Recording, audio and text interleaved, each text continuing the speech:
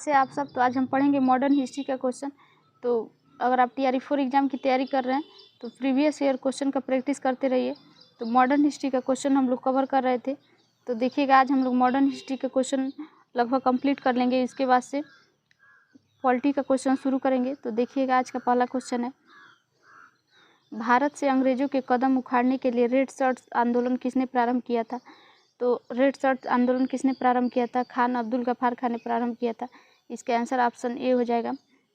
इसका एक्सप्लेनेशन दिया है कि लाल कुर्ती या लाल शर्ट आंदोलन 1930 से 31 ईस्वी में अब्दुल गफ्फार खान द्वारा शुरू किया गया था और इसे खुदाई खिदमतकार आंदोलन भी कहा जाता है। खुदाई खिदमतकार एक फारसी शब्द है जिसका हिंदी में अर्थ होता है भगवान का सेवक या सर्वेंट ऑफ गॉड होता है। इसका उद्देश्य गांधी जी द्वारा शुरू किए गए जो सविनय अवज्ञा आंदोलन था उसका समर्थन करना था। अगला क्वेश्चन है कि किसका नाम 1857 की क्रांति से जुड़ा है? तो 1800 क्रांति से किसका नाम जुड़ा है?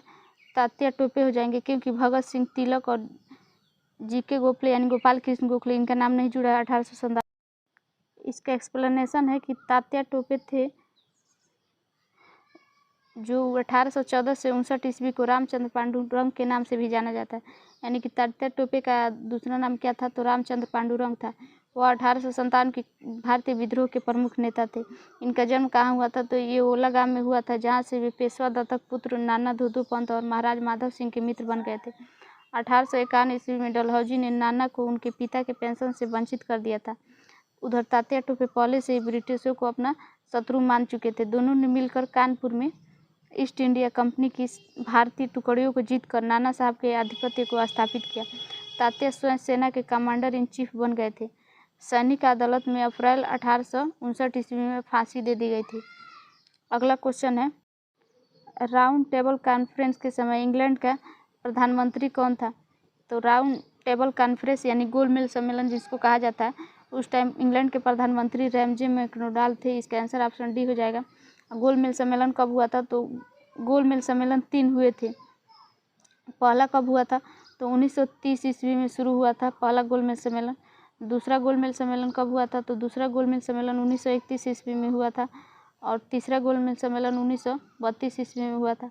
और दूसरे गोलमेज सम्मेलन में ही गांधी जी गए थे लंदन इस सम्मेलन में भाग लेने के लिए। और इस सम्मेलन में भाग लेने से पहले इन्होंने इरविन के साथ समझौता की थी, गांधी इरविन समझौता जिसको कहा जाता है। और गांधी इरविन समझौता कब हुआ था? तो 5 मार्च 1931 ईस्वी को हुआ था।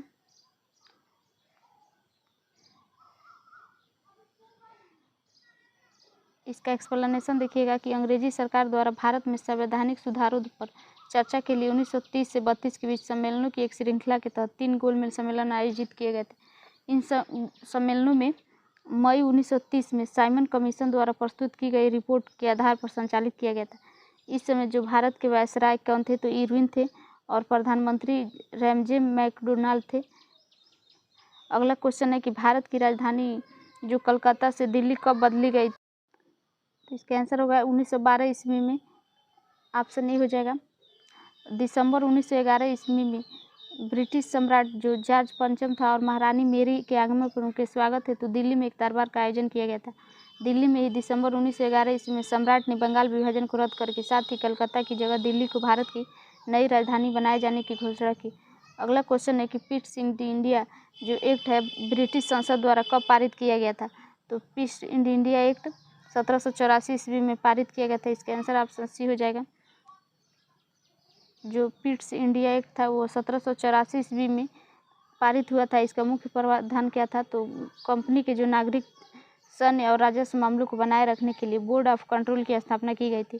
भारत में गवर्नर जनरल के परिषदों के सदस्यों को हटाकर 3 सदस्यीय कर दिया गया था और जो अन्य नागरिक और सैन्य अधिकारी थे उनको भारत और ब्रिटेन में अपनी संपत्तियों की विवरण का खुलासा करने के लिए कहा गया था।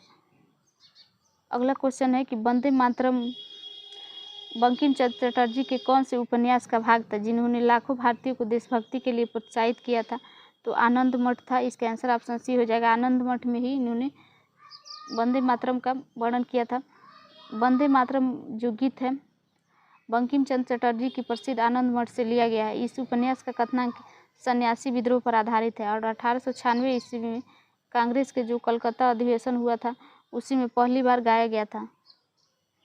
अगला क्वेश्चन है कि जो व्यक्ति थे निम्नलिखित में से वो किसने 1943 ईस्वी में सुभाष चंद्र बोस को सिंगापुर में आईएनए बनाने में सहायता की थी।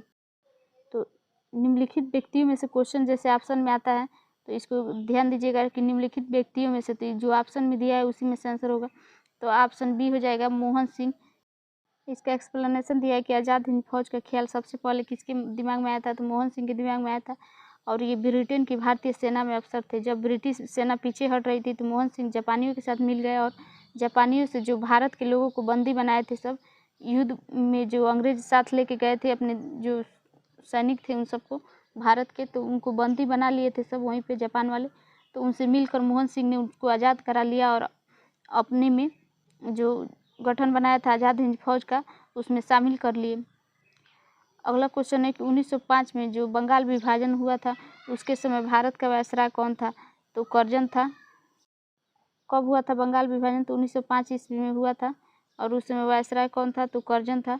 इसने विभाजन क्यों किया था, क्योंकि जो बंगाल में राष्ट्रीयता की भावना जो बढ़ रही थी लोगों के मन में उसको कम करना था। जो नेता थे सब संगठित होकर एक साथ काम कर रहे थे, तो उन लोग को मनोबल को कम करना था कि ये लोग राष्ट्रीय विद्रोह न करें। तो इसलिए प्रशासनिक सुविधा का नाम देकर बंगाल का विभाजन कर दिए सब। तो बंगाल विभाजन की घोषणा कब हुई थी, तो 19 जुलाई 1905 ईस्वी को कर्जन के द्वारा की गई थी। और प्रभावी कब हुआ बंगाल विभाजन, यानी लागू कब हुआ, तो 16 अक्टूबर 1905 से प्रभावी हुआ। इतिहास में इसे बंग भंग आंदोलन के भी नाम से जाना जाता है। एक मुस्लिम प्रांत सृजन करने के उद्देश्य से ही बंगाल को 2 भागों में बांट जाने का निर्णय लिया गया था। अगला क्वेश्चन है कि निम्नलिखित में से किसने 1943 ईस्वी में सुभाष चंद्र बोस को सिंगापुर में आईएनए बनने में सहायता की थी, तो मोहन सिंह ने की थी, जनरल मोहन सिंह ने। इसका आंसर ऑप्शन बी हो जाएगा। इसका एक्सप्लेनेशन देखिएगा कि जो आज़ाद हिंद फौज का ख्याल था सबसे पहले किसके दिमाग में आया था, तो मोहन सिंह के दिमाग में आया था। ये ब्रिटेन के भारतीय सेना में अफसर थे और जब ब्रिटिश सेना पीछे हट रही थी तो मोहन सिंह जापानियों के साथ मिलके और जो भारतीय बंदी थे उनको कैद किए थे सब जापानियों ने युद्ध के दौरान, उनको आज़ाद करा लिया और जो आज़ाद हिंद फौज का गठन किया था उसमें भर्ती करने लगे। अगला क्वेश्चन है कि 1905 में बंगाल विभाजन के समय भारत का वायसराय कौन था, तो कौन था, कर्जन था। इसका आंसर ऑप्शन डी हो जाएगा। अगला क्वेश्चन है कि 1923 ईस्वी में स्वराज पार्टी का गठन एक समूह के रूप में हुआ था। इनमें से किसने इस संगठन से हुआ था, तो किस संगठन से हुआ था, कांग्रेस संगठन से। इसका आंसर ऑप्शन बी हो जाएगा। और ये स्वराज पार्टी का जो गठन हुआ था इसमें कौन कौन मिलकर किए थे, तो चित्तरंजन दास और मोतीलाल नेहरू ने मिलकर किया था। इसका एक्सप्लेनेशन दिया है कि जनवरी 1923 ईस्वी में इलाहाबाद में चित्तरंजन दास, नरसिंह चितामन, केलकर, मोतीलाल नेहरू और विठल भाई पटेल ने कांग्रेस या खिलाफत जो स्वराज पार्टी है उसके नाम से स्थापना की थी।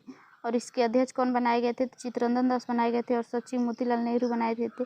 ये हमेशा सत्याग्रह के लिए तैयार और यदि आवश्यक पड़े तो पदों का त्याग भी कर देना इन लोग का उद्देश्य था। अगला क्वेश्चन है कि स्वामी दयानंद सरस्वती आर्य समाज की स्थापना की थी, तो कब की थी, 1875 ईस्वी बम्बई में दयानंद सरस्वती ने इसकी स्थापना की थी आर्य समाज की। इसका आंसर ऑप्शन डी हो जाएगा। इसका एक्सप्लेनेशन दिया है कि जो आर्य समाज था एक हिंदू सुधार आंदोलन था जिसकी स्थापना दयानंद सरस्वती ने की थी 1875 ईस्वी में और बम्बई में हुआ था। मथुरा के जो स्वामी विरजानंद थे इनकी प्रेरणा से हुई थी और यह आंदोलन पाश्चात्य प्रभाव को जो प्रतिक्रिया स्वरूप जो सुधार करने के लिए प्रारंभ हुआ था। इसमें शुद्ध वैदिक परंपरा में ये विश्वास रखते थे आर्य समाज। मूर्ति पूजा, अवतारवाद, बलि, झूठे कर्मकांड और अंधविश्वास को ये लोग नहीं मानते थे। अगला क्वेश्चन है कि थियोसॉफिकल सोसाइटी की स्थापना किसने की थी, तो मैडम HP ब्लोवेट्स्की ने किया था। इसका आंसर ऑप्शन ए हो जाएगा। इसका एक्सप्लेनेशन दिया है कि जो थियोसॉफिकल सोसाइटी था एक अंतर्राष्ट्रीय आध्यात्मिक संस्था थी। थियोसॉफिकल जो सोसाइटी था इसकी ग्रीक भाषा के 2 शब्द थियोस और सोफिया से मिलकर बना है जिसका अर्थ है हिंदू धर्म की ब्रह्म विद्या, ईसाई धर्म के जो नोटिसिज्म था या इस्लाम धर्म के सूफीसिज्म थे इनके समक्ष किया गया था। इसके संस्थापक कौन थे, तो हेलेना ब्लोवेट्स्की थे और हेनरी स्टील आलकाट आदि थे। इसकी स्थापना की तिथि 1875 ईस्वी है।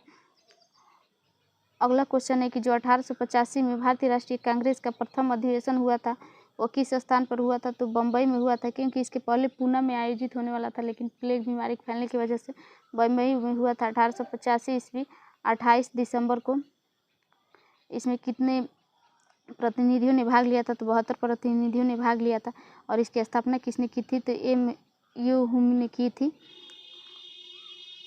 और जो इसके अध्यक्ष थे तो कौन थे, डब्ल्यू.सी. बनर्जी थे।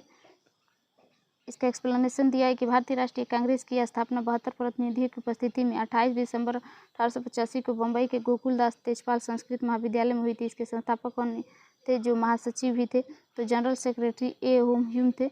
और इन्होंने कलकत्ता में बी.एस. चंद्र बनर्जी को अध्यक्ष नियुक्त किया था।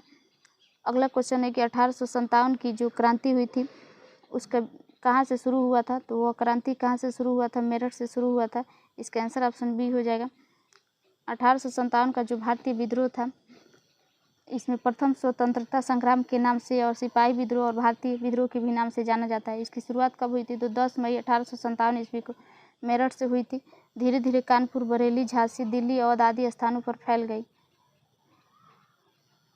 अगला क्वेश्चन देखिएगा कि जो पुस्तक तिलक जी ने लिखी थी उस पुस्तक का क्या नाम था, तो गीता रहस्य था। इसका आंसर ऑप्शन बी हो जाएगा।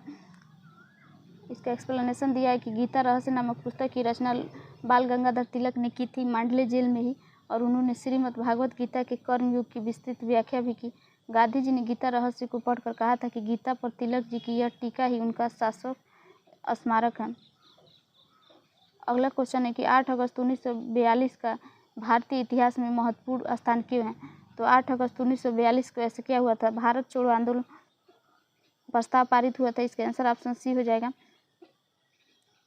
इसका एक्सप्लेनेशन दिया है कि 8 अगस्त 1942 को बॉम्बे में अखिल भारतीय कांग्रेस कमेटी के सत्र में मोहनदास करमचंद गांधी जी ने भारत छोड़ो आंदोलन का प्रस्ताव शुरू किया था। अगले ही दिन गांधी जी, नेहरू और भारतीय राष्ट्रीय कांग्रेस के कई नेताओं को ब्रिटिश सरकार ने गिरफ्तार कर लिया था। और इसी आंदोलन में गांधी जी ने कहा था कि करो या मरो का नारा इसी आंदोलन में गांधी जी ने दिया था। अगला क्वेश्चन है कि जो गांधी जी थे उन्होंने भारतीय राजनीति में प्रवेश कब किया, तो चंपारण आंदोलन से प्रवेश किया था। इसका आंसर ऑप्शन ए हो जाएगा।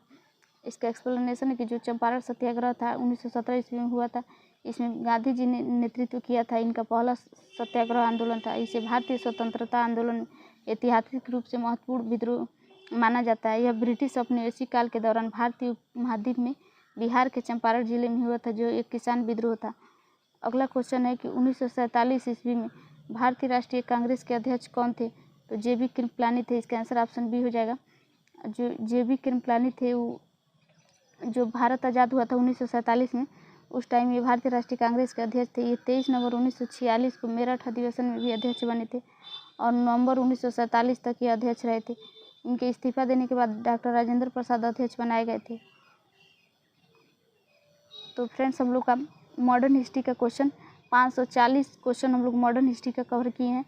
तो आप TRE 4 एग्ज़ाम की तैयारी कर रहे हैं तो इस क्वेश्चन को एक बार ज़रूर पढ़िएगा। इसके पिछले वाले लेक्चर में सारे पार्ट में करके कराए गए हैं, तो आप उसको पढ़ लीजिएगा।